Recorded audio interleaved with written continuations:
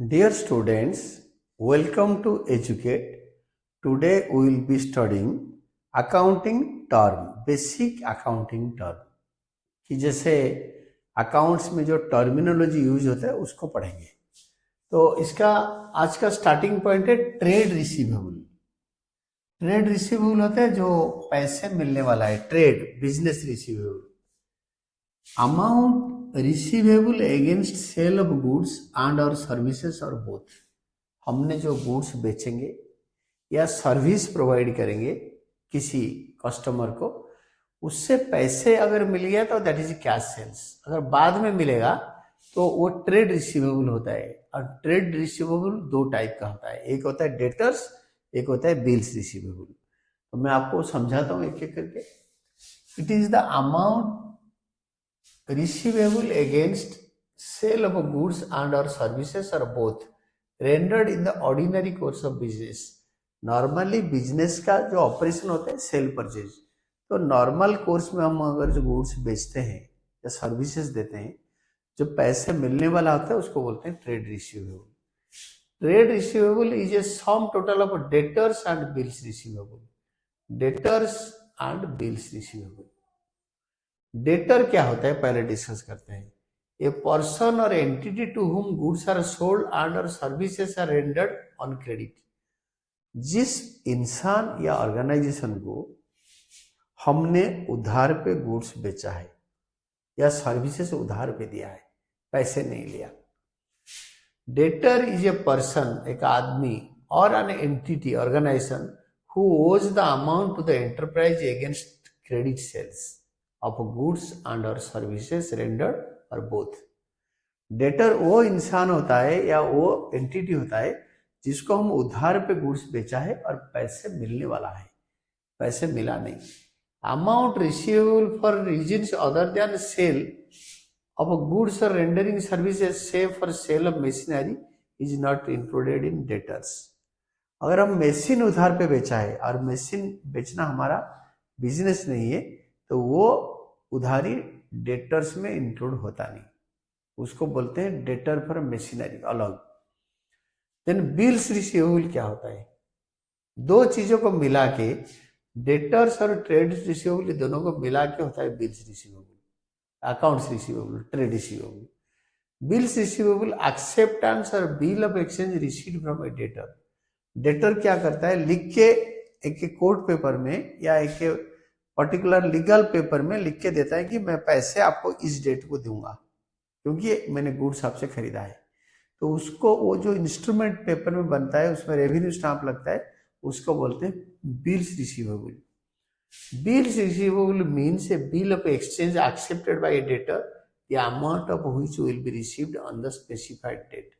Debtor क्या करता है ना, सिग्नेचर करके एक्सेप्ट करता है कि हाँ मैं पैसे दूंगा आपको, और बिल्स रिसीवेबल हम ड्रॉ करते हैं और उससे साइन करवाते हैं रेवेन्यू स्टाम्प लगाकर, और वो पर्टिकुलर डेट पे पैसे देगा, तो उसको बोलते हैं बिल्स रिसीवेबल। डेटर जिसको हम बिना पेपर पे गुड्स बेचते हैं, बिल्स रिसीवेबल जिससे कागजात लेके हम गुड्स बेचते हैं उधार पे। Bills receivable means a bill of exchange. अच्छा, then trade receivable as defined in schedule 3 of the companies act 2013। Trade receivables are the amounts receivable by the enterprise against goods sold and services rendered in the normal course of business। इनको schedule 3 companies act में बोल दिया कि trade receivable होता है जो पैसे मिलने वाला है। Then comes your trade payable. हमने जैसे ट्रेड रिसीवेबल था ऐसे ट्रेड पेएबल आया। तो ट्रेड पेएबल में क्या होता है देखो,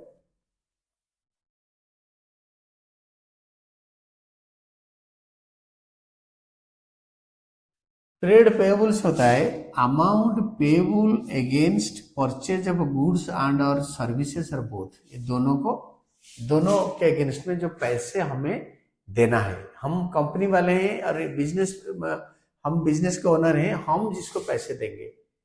तो ट्रेड पेएबल दो चीजें होता है, बिल्स पेएबल एंड क्रेडिटर।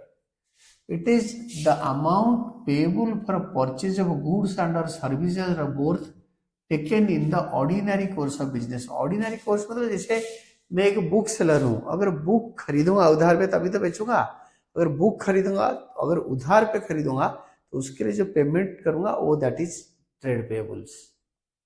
तो वो दो होते हैं, एक होता है क्रेडिटर, एक होता है bills payable. Creditor and bills payable दोनों को ऐड करके होता है ट्रेड पेबल्स।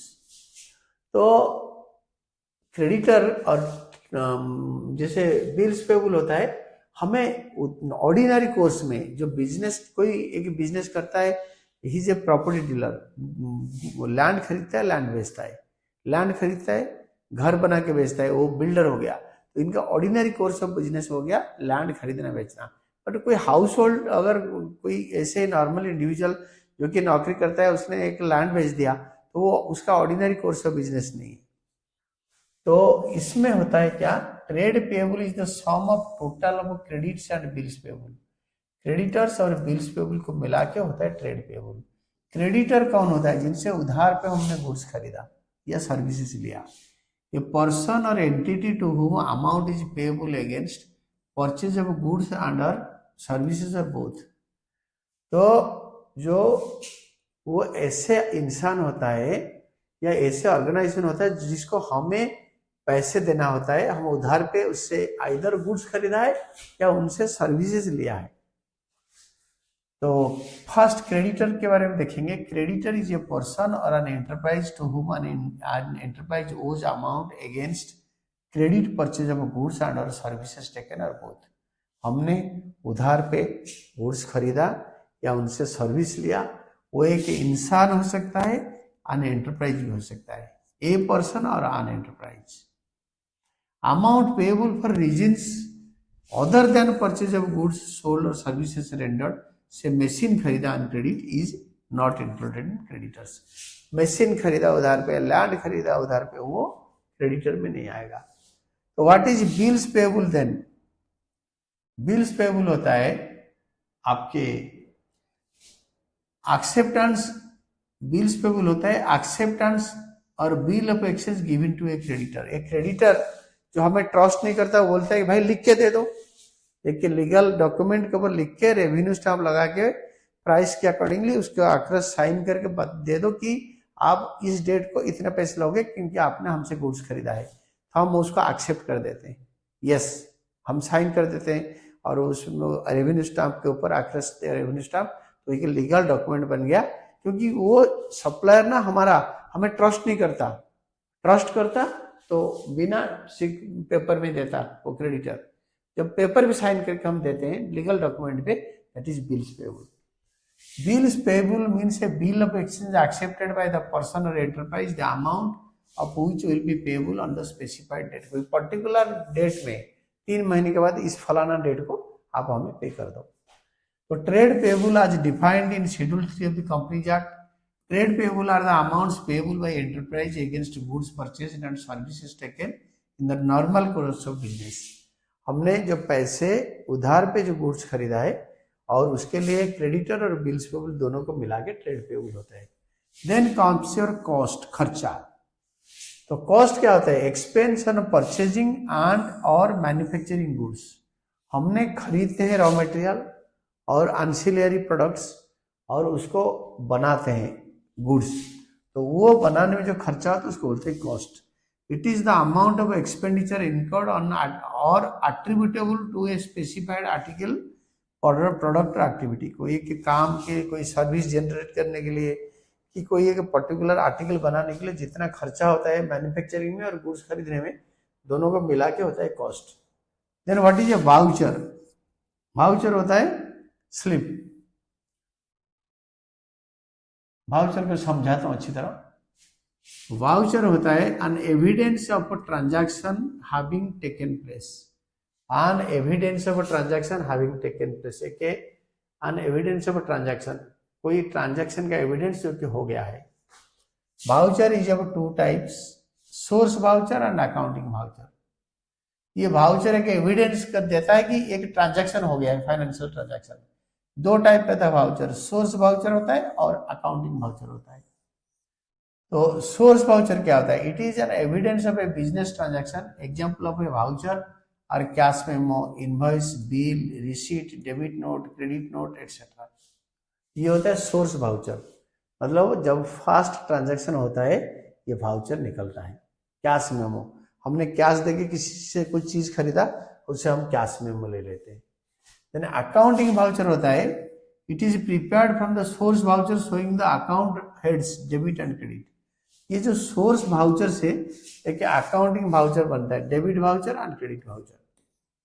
कौन सा अकाउंट डेबिट होगा, कौन सा अकाउंट क्रेडिट होगा, तो इसको बोलते हैं अकाउंटिंग वाउचर। ये जब जहां पे ट्रांजैक्शन ओरिजिनेट करता है वहीं से ये वाउचर बनता है। और अकाउंटिंग वाउचर होता है हम कंपनी वाले या बिजनेसमैन खुद ही अपने ऑफिस में प्रिपेयर करते हैं, which account will be debited, which account will be credited. Then comes discount. Discount होता है reduction in price of goods sold और इन अमाउंट। जो प्राइस ऑफ गुड्स सोल्ड, अगर 100 रुपए का चीज को 90 रुपए में बेचा, तो यहाँ पे ये 10 रुपए डिस्काउंट हो गया, क्योंकि price of the product sold, price of goods sold, ये जो 100 रुपए का चीज को 90 में बेचा, दिस इज डिस्काउंट। या अमाउंट, इन अमाउंट मतलब अगर 100 चीजें खरीद रहा है 100 रुपए का, तो ये हो गया 10,000। 10,000 रुपए का टोटल प्राइस है, total of the all goods. तो इसको अगर 8,000 रुपए में हम कस्टमर को बेचेंगे, तो this is called discount, amount में डिस्काउंट। ये होता है per unit price, per unit का रेट को बोलते हैं प्राइस, और टोटल जो अमाउंट पेबल उसको बोलते हैं अमाउंट। तो discount is reduction price of goods sold और in amount. It is the reduction in the price of goods or from the amount to be paid to a customer by the enterprise. तो customer जो पैसा enterprise को देगा, उसमें जो reduction होता है, चाहे पर यूनिट हो या टोटल प्राइस के ऊपर हो, उसको बोलते हैं डिस्काउंट। डिस्काउंट अलाउड में भी trade discount very important, cash discount very important, rebate very important. तीनों अच्छी तरह पढ़ना है। ट्रेड डिस्काउंट क्या है, कैश डिस्काउंट क्या है, रिबेट क्या है। हमेशा बच्चा क्या करता है ना, अच्छी तरह थ्योरी पढ़ता नहीं है, और कुछ ऐसे वैसे आ गया तो यूज्ड टू बी कंफ्यूज कि भाई ट्रेड डिस्काउंट क्या है। अरे इसको अच्छी तरह पढ़ो, सुनो। आजकल आपको ऑनलाइन इंटरनेट पे इतनी सारी चीजें मिलता है, पढ़ाई के ऊपर भी मिलता है, तो you have to take into account कि हाँ भाई इसको अच्छी तरह पढ़ना है, सुनना है, समझना है। ट्रेड डिस्काउंट क्या होता है ना, ट्रेड डिस्काउंट होता है reduction allowed in the value of goods sold. जो वैल्यू ट्रेड डिस्काउंट होता है, जो गुड्स हम बेचते हैं उसका पैसे में रिडक्शन कर देते हैं। Trade discount is the reduction in prices by the seller to the purchaser of goods when they buy goods of certain quantity और वैल्यू। वो ऐसे होता है सर्टेन क्वांटिटी। अगर आप 1 kg वाला बासमती खरीदेंगे, 1 kg, तो इसका प्राइस है 100 रुपीज। अगर 2 किलो वाला खरीदेंगे सर्टन क्वांटिटी, तो ये 200 का होना चाहिए, ये होगा 180, 90 रुपए kg। जब आपकी क्वांटिटी बढ़ जाता है, प्राइस कम कर देते हैं। बल्क परचेज में ये अलाउड होता है। ज्यादा क्वांटिटी का खरीदोगे, या ऐसे होगा कि 200 रुपीज का पैक को अगर आप खरीदोगे, ये ज्यादा क्वांटिटी हो गया, तो 100 रुपीज कम क्वांटिटी होता है। 200 वाला क्वांटिटी खरीदोगे तो इसका प्राइस 180 होगा।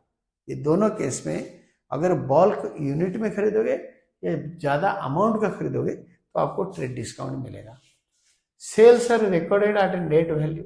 जैसे ये सेल 200 रुपए का प्राइस था, ये 180 लिखा जाएगा। ये सेल्स रिकॉर्ड होगा 180 में।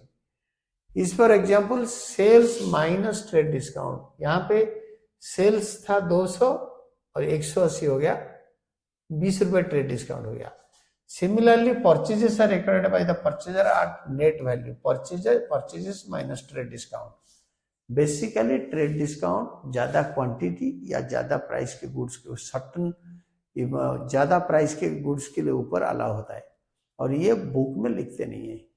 ट्रेड डिस्काउंट माइनस करके परचेज सेल में लिखते हैं। Then cash discount.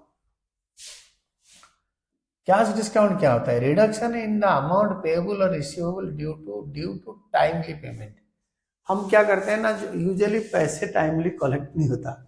किसी को हम 10 लाख का गुड्स बेच दी, तो 10 लाख को उसको बोलेंगे भाई पैसे दे दे, इसके साथ कंडीशन लगा देंगे, उधार में बेच दिया। तो हम तो बेच दिए 5 लाख का गुड्स को 10 लाख में बेच दिए, 100% प्रॉफिट मार्जिन है हमारा, वो बंदा पैसे नहीं दे रहा है, घूम रहा है, हम कंडीशन लगाएंगे अगर ये महीने के अंदर पे करेगा उसको 10% डिस्काउंट मिलेगा, यानी ही विल पे 9 लाख। अगर 6 महीने के अंदर पे करेगा तो हम उसको 5% डिस्काउंट देंगे। तो वो कोशिश करेगा महीने के अंदर पे कर दे, 1 लाख कमा लेगा। अगर वो नहीं दे पाया तो 6 महीने कर दे देगा, 9,50,000 दे देगा, 50,000 कमा लेगा डिस्काउंट हमारा डेटर। अगर 6 महीने के बाद नहीं देता है तो विल टेक लीगल एक्शन, हम उसको कोर्ट ले जाएंगे, उसके ऊपर लीगल एक्शन लेंगे पैसे जबरदस्ती कलेक्शन करने के लिए, या डिफरेंट बुद्धि लगाएंगे कैसे पैसे मिलेगा। तो ये प्रॉम्प्ट पेमेंट के लिए ये कैश डिस्काउंट मिलता है। तो टाइमली पेमेंट के लिए जल्दी पेमेंट मिल जाए, टाइमली मिल जाए। Cash discount is the discount allowed for timely payment of due amount. It is an expense for the party allowing the discount. जो डिस्काउंट दे रहा है उसके लिए खर्चा है। अगर मैं डिस्काउंट दे रहा हूं तो आप डिस्काउंट ले रहे हो, तो आपके लिए इनकम है, income for the party receiving cash discount. अगर आप मुझे पैसे दे रहे हो तो आपको डिस्काउंट मिल रहा है, तो आपके लिए डिस्काउंट इनकम है, मेरे लिए खर्चा है। It is recorded in the books of accounts of both purchaser and seller. जो पैसे दे रहा है वो डिस्काउंट ले रहा है, जो पैसे ले रहा है वो डिस्काउंट दे रहा है, तो दोनों पार्टीज के बुक में लिखा जाता है। और इसके अलावा और क्या क्या अकाउंटिंग टर्म्स रह गया?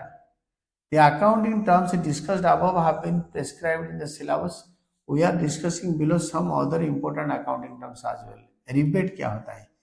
ये तो ट्रेड डिस्काउंट है, ये कैश डिस्काउंट है, फिर और ये रिबेट पैसे छोड़ दिए, रिबेट दे दिया। What is this rebate? एक अजीब सा वर्ड आप सुन रहे हो, इसको जरा अच्छी तरह पढ़ो। रिबेट होता है reduction allowed in the sale value due to say poor quality, excess supply etcetera. हमने रिबेट कब देते हैं ना, जब हमने गुड्स दे दिया, हमारे पास गुड्स का रेट है 100 रुपये किलो, वो उसका क्वालिटी थोड़ा मार्केट स्टैंडर्ड से कम है, हम बोलेंगे भाई इसको 50 रुपये में ले लो, तो 50 रुपये का रिबेट दे दिया। और एक्सेस सप्लाई, कोई बंदा 10 मांग रहा है, 10 पीस मांग रहा है 50 रुपये वाला, हम बोलेंगे यार 10 पीस को 500 पड़ रहा है, आप 400 रुपये में ले लो ये सारे। तो एक्सेस सप्लाई करने के लिए हम ज्यादा दे दिया है, 100 के जगह पे 110 चला गया है, वो बंदा बोल रहा है 10 वापस ले लो, हमारा जो बायर, हम बोले रख लो, थोड़ा कम पैसे दे देना, that is called rebate.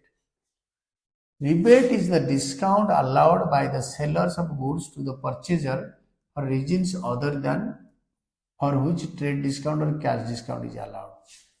Trade discount और कैश डिस्काउंट को छोड़ के ये पैसे कम कर देते हैं। It is allowed after the sale has been made.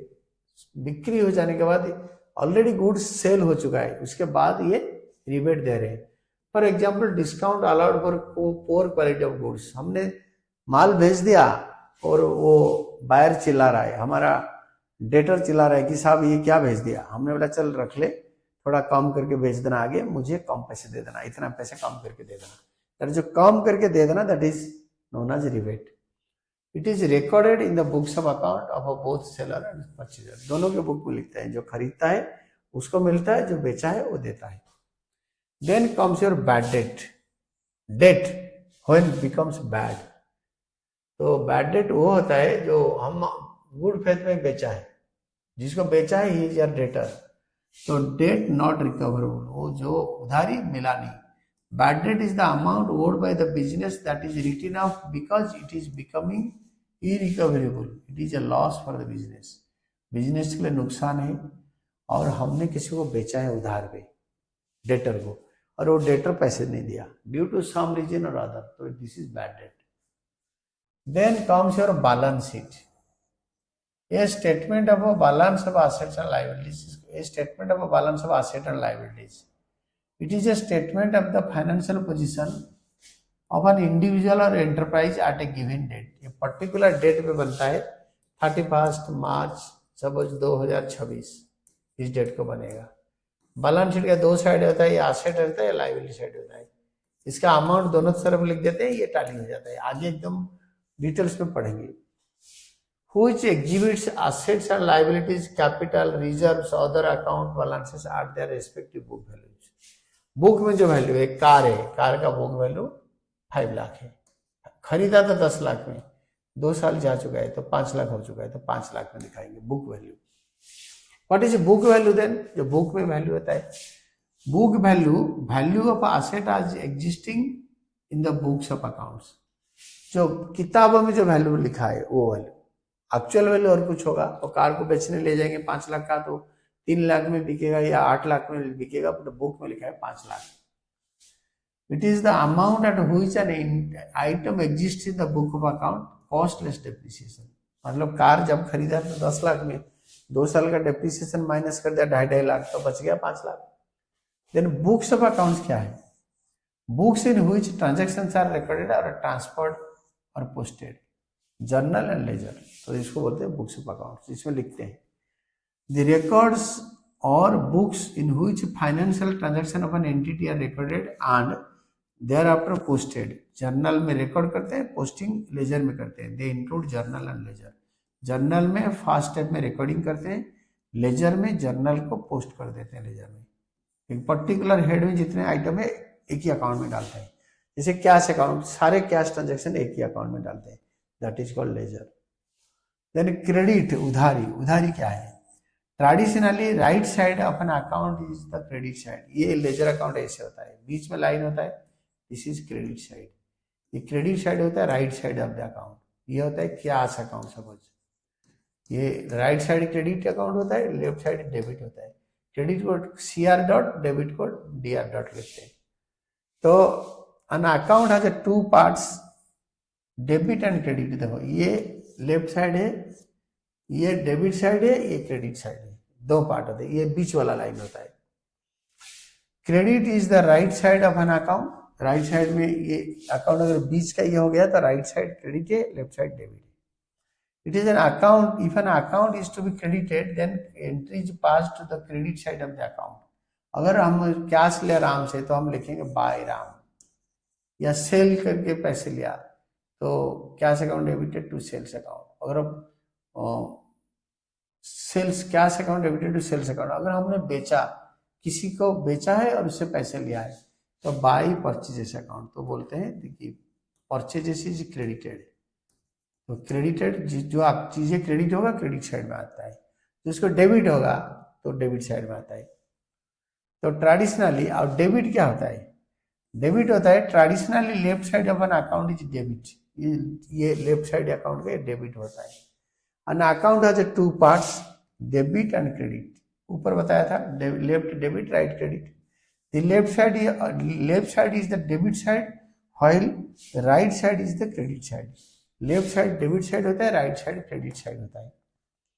If an account is to be debited, then the entry is posted to the debit side of the account. If an account is to be debited, अगर इसके अंदर कुछ debit करेंगे cash to sales, तो यहाँ पे debit side में लिख देंगे to sales account. To sales account यहाँ लिख देंगे. Traditionally left side account is debit. फिर नेक्स्ट आता है डेप्रिसिएशन. फिक्स्ड एसेट को वैल्यू किस देने को बोलते हैं? डेप्रिसिएशन.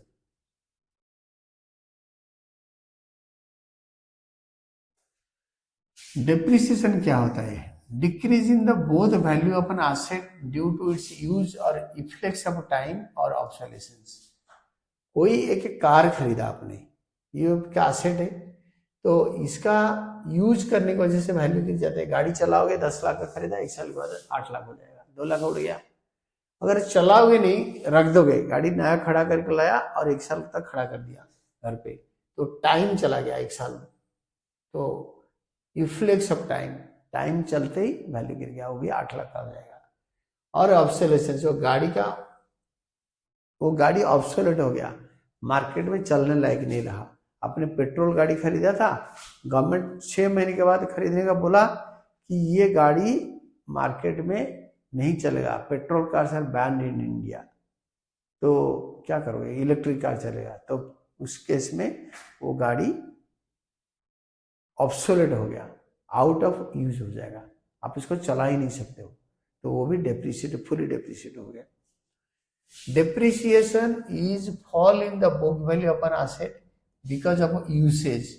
उसको अब यूज कर रहे हो, और विथ इफ्लेक्स ऑफ टाइम, मतलब टाइम पास हो गया, एक चीजें खरीदते ही 2-3 साल और चला गया, 1 साल चला गया, तो टाइम चलते वो पुराना हो जाएगा और ऑब्सोलेट, वो आउट ऑफ यूज हो गया ड्यू टू सम रीजन और अदर, या एक्सीडेंट में वो एसेट डैमेज हो गया, एक्सीडेंट में लॉस हो गया, आग लग गया मशीन में, तो it is also depreciated. If it is an allocation of a cost of a fixed asset in a systematic manner in each accounting year over its estimated useful life.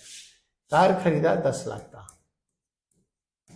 4 साल में depreciate होगा, तो divided by 4 कर दिया, तो हर साल 2.5 लाख रुपए 2,50,000 profit and loss account को चार्ज करेंगे, अकाउंट पे चार्ज करेंगे कि ये खर्चा है. Then entry, recording business transaction in the books of account is called entry. A transaction and event when recorded in the books of account is known as an entry.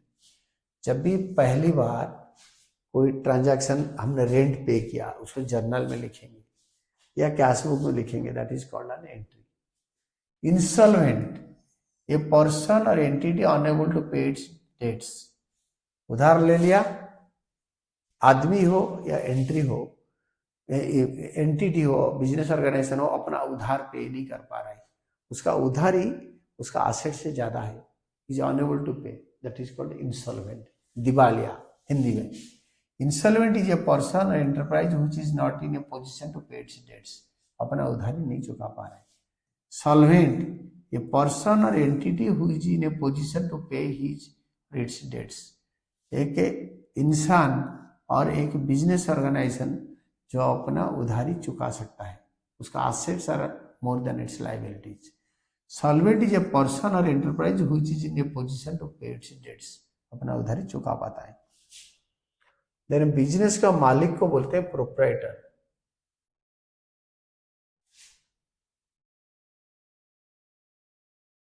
Proprietor होता है मालिक. A person who owns the business is called the मालिक, owner of the business और proprietor. A person who invests the amount in the business and bears all the risks associated with the business is called a proprietor. वो मालिक है. मालिक को business terminology में proprietor बोलते हैं. फाइनेंशियल स्टेटमेंट्स और फाइनल अकाउंट्स, वो क्या है? Statements prepared at the end of the accounting period to determine financial performance and financial position. Financial performance होता है profit and loss account, trading account and profit and loss account. ये होता है individual या कोई जैसे पार्टनरशिप फार्म के लिए. And statement of profit and loss in the case of companies, company बनाते हैं statement of P and L account, individual बनाते हैं trading and P and L account, partnership firms वगैरह. तो और इसको बोलते हैं फाइनेंशियल परफॉर्मेंस से पता चलता है प्रॉफिट और loss. And balance sheet prepare eight the end of the accounting process, last में बैलेंस शीट बनते हैं. बैलेंस शीट को बोलते हैं पोजीशन स्टेटमेंट. देन हम एक क्वेश्चन करेंगे जो कि लास्ट क्लास में करेंगे, तो I will explain that question well and that will be the illustration of this chapter last one, जिसके अंदर बहुत कुछ लिखा है. मैं क्वेश्चन अच्छी तरह समझा दूंगा और पढ़ा भी दूंगा. And today these are all about and the last theory concept of this accounting terms, basic accounting terms. Accounts में आप बिजनेस का मालिक को ओनर ऑफ द बिजनेस ना बोल के हम बोलेंगे he is the proprietor of the business, like this. And thank you team educate.